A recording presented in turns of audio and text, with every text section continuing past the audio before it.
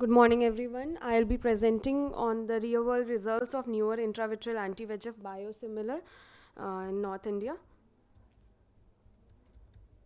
Slides are not moving. So to know about biosimilar, we need to know what's biologic. They are therapeutic agents containing proteins derived from living organisms. They are large complex molecules, and they are made by cell line growth media, post-translational modification, purification processes. So biosimilars are actually biologics, but they are not the copies of existing reference biologic, and they aim to mimic the therapeutic endpoint. They are made by reverse engineering work and phase 3 trials, and they should prove pharmacokinetically, pharmacodynamically, immunogenicity-wise, and safety and efficacy-wise similar to innovator biologic. So as we all know that the original biologics like Lucentis by ranibizumab, aflibercept and bevacizumab, the US patent has already expired and Europe patent is also expiring. So the newer anti-VEGF biosimilars have been making round in Indian market, and we all know that the data of razumab is already there since 5 years. So the recently launched newer biosimilar by Cipla-vizumab, we have done study on that, and there is no financial disclosure. So we gave vizumab in cases of diabetic macular edema, CNVMs, and retinal vein occlusions. So the study period was from July 2021 to April 22, and we gave around 125 injections in 100 of our patients.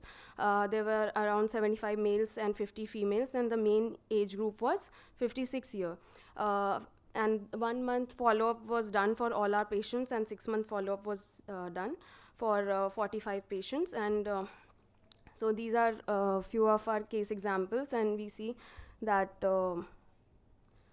this was a case of diabetic retinopathy with hypertensive retinopathy mix, and we see that there was resolution of subretinal fluid within a month. Then again, this was a case of vein occlusion. We see that even with one injection, there was resolution of edema, and this was a case of CNVM, where we see that there is resolution of subretinal and intraretinal fluid.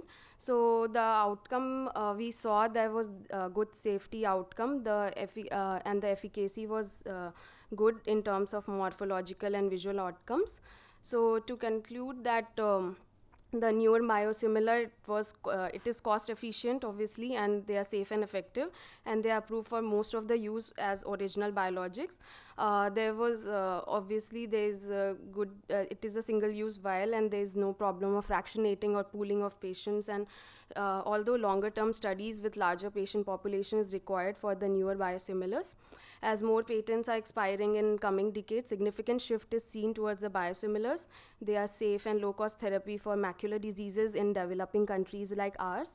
And it is important for clinicians to have a clear understanding about the ophthalmic biosimilars before the industry brings these molecules to the mainstream clinical use globally. Thank you.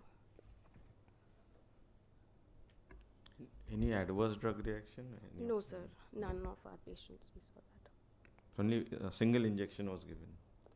Yes, a single injection in which we saw that there was resolution of fluid. We have repeated for 25 injections. We have like 100 patients, we gave 125 injections. So yeah, it was done. 25 patients, we repeated the injection also.